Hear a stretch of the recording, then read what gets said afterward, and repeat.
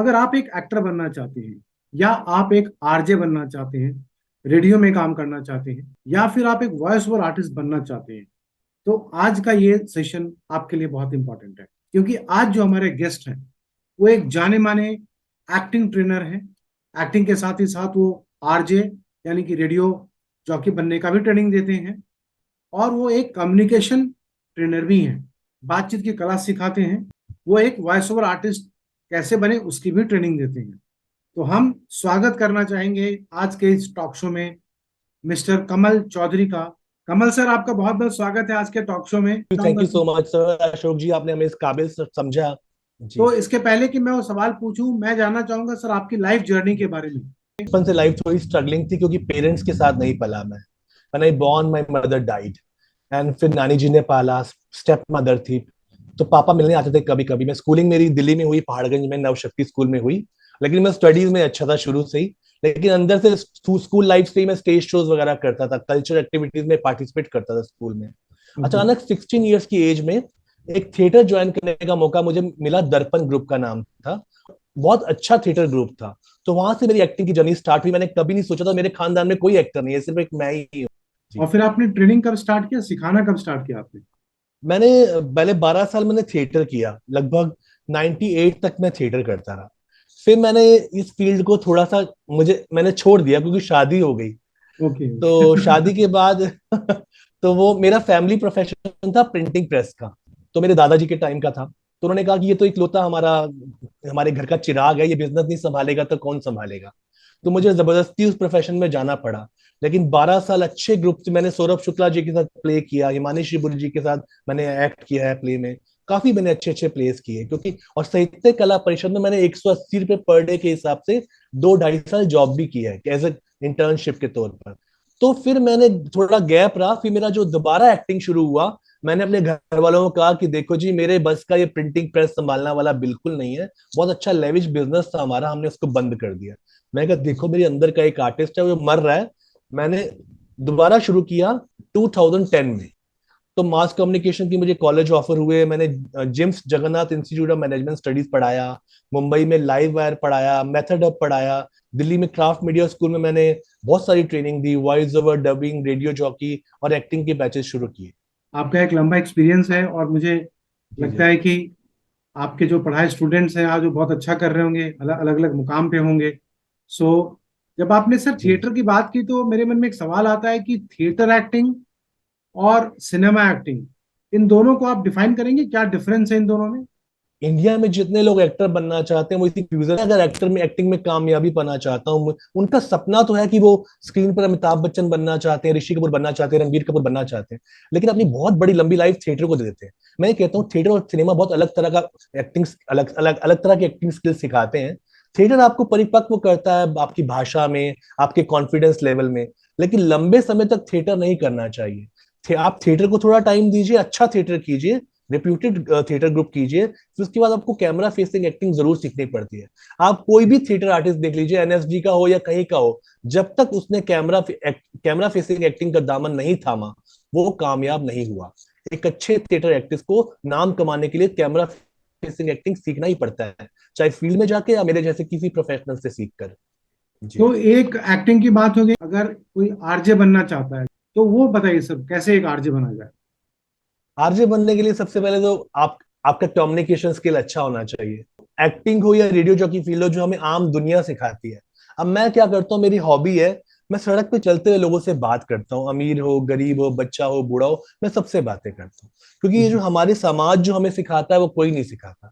अगर आप टॉकेटिव नहीं है, अगर आपके पास आपका दिमाग बातों में नहीं दौड़ता है, तो आप आरजे कभी नहीं बन सकते। रेडियो जॉकी बनने के लिए आपकी एक इंटरेस्टिंग पर्सनैलिटी होनी चाहिए, जिसके बाद बातों का बहुत बड़ा खजाना हो। और इसकी एक फॉर्मल ट्रेनिंग भी लेनी पड़ती है कि माइक कैसे यूज करना है, कैसे ऑडियंस को रूबरू करना है। तो वो भी ज्यादा लंबा कोर्स नहीं होता, 6 महीने का होता है। तो उसको सीखने के बाद आप आरजे बन सकते हैं, लेकिन आपकी पर्सनैलिटी में अच्छे कम्युनिकेशन स्किल्स होना बहुत जरूरी है। Thank you sir, thank you so much. बहुत अच्छा लग रहा है सर, हम लोगों ने एक्टिंग से स्टार्ट किया, फिर हम आरजे के लिए हमने वॉयस की जी बात की, सर। और फिर जब आपने कम्युनिकेशन स्किल्स की बात की तो मैं चाहता हूं कि वो भी आप बताएं कि सर कम्युनिकेशन स्किल्स में क्या क्या चीजें आती हैं, और कोई कोई भी पर्सन आज का यंगस्टर्स हो या कोई प्रोफेशनल हो वो कैसे अपने कम्युनिकेशन स्किल्स को बेटर करें। एक्टिंग पढ़ाने के लिए जब तक आप अपनी दिल की बात एज अ टीचर आपके जो मन में है बच्चों के दिमाग में नहीं डाल सकेंगे तो आप कभी टीचर नहीं हो सकते। आप मेरे एक्टिंग में क्या, आप किसी भी सब्जेक्ट के टीचर हो तो अपनी दिल की बात को बच्चों की बातों तक पहुंचाना चाहिए। अपनी जिंदगी में आपको बिजनेसमैन बनना है, अच्छी सर्विस में कामयाबी पानी है, प्रमोशन पाना है, बातचीत करनी है, कैसे इंप्रूव करें? लोगों से बातें करके।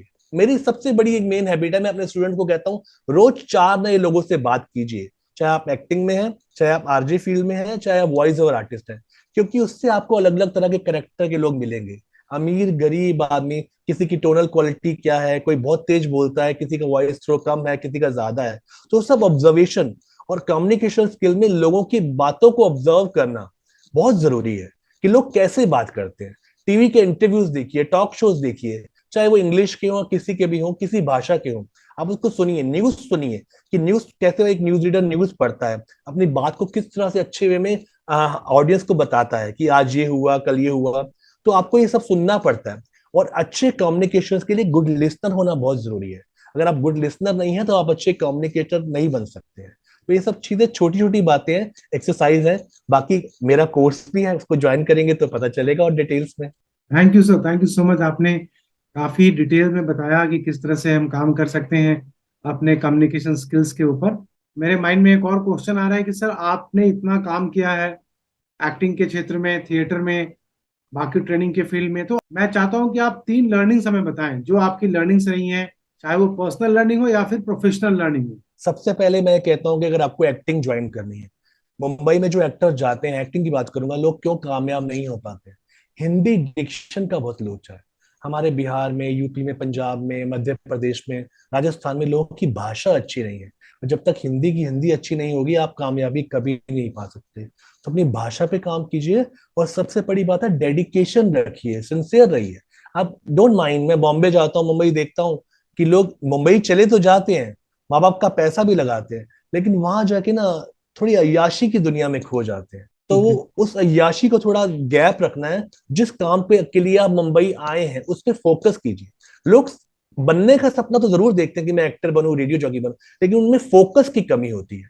फोकस्ड होना बहुत जरूरी। कोई भी काम हो, कोई भी क्षेत्र हो, अगर आप फोकस नहीं होंगे, सिंसियर डेडिकेशन नहीं होगा आपके अंदर, तो आप कितनी भी ट्रेनिंग ले लीजिए आप कामयाब नहीं होंगे। मेरी लर्निंग है कि लोग करेक्टराइजेशन को लेके बहुत फेलियर फील करते हैं कि करेक्टर को समझ नहीं पाते हैं। तो करेक्टराइजेशन के लिए क्या है, लोगों को ऑब्जर्व करना पड़ता है, उनकी बॉडी लैंग्वेज, उनका चाल ढाल, बोलना। तो पहले लोग मेथड एक्टर ज्यादा होते थे, वो लोग उस चीज को जाके पूरा समझते थे कि मुझे किस तरह का एक्ट करना है, तब वो एक्ट करते थे। उनके लिए करेक्टराइजेशन की बहुत वैल्यू थी। आज लोग करेक्टराइजेशन की वैल्यू नहीं समझते, बस उनको लगता है मैं स्मार्ट हूँ, मैं गुड लुकिंग हूँ, मेरे परिवार वाले 4 लोग तारीफ करते हैं, मेरी आवाज अच्छी है, मैं एक्टर बन सकता हूँ।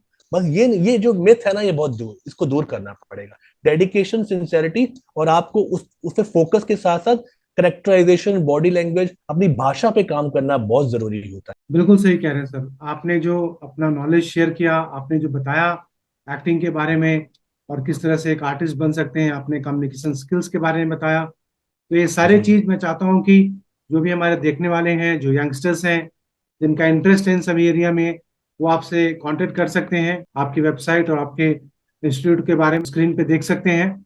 मैं तहे दिल से आपका बहुत बहुत थैंक यू धन्यवाद सर, देना थैंक चाहूंगा यू सो मच। कि आपने थैंक यू। अपने नॉलेज को शेयर किया, और बहुत अच्छा लगा आपसे बात करके। Thank thank you you sir, so much thank sir, you thank so you. Much. Same here, same.